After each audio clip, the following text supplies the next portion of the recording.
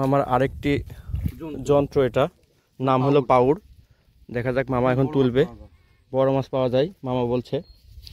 এখন দেখা যাক আমরা কি পাই। মামা দড়ি খুলছে, মামা এখন টানবে। আপনারা ভিডিওতে দেখতে পাবেন কিভাবে মাছ মারা হয় পদ্মা নদীতে। বিভিন্ন রকমের যন্ত্রকে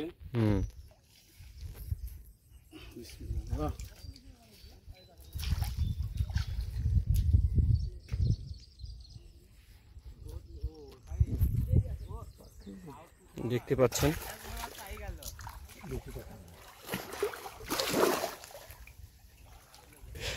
পাউড় আছে, দেখা যাক পাউড়ে মাছ পাওয়া যায় কিনা, বড় মাছ। খুবই সুন্দর বিষয়। যন্ত্রটা দেখুন। আমরা আজকে মাছ পাইনি, তো কি হয়েছে, অন্যদিন পাবো, আল্লাহ ভরসা। পাউড়টা আবার মামা না আগে হ্যাঁ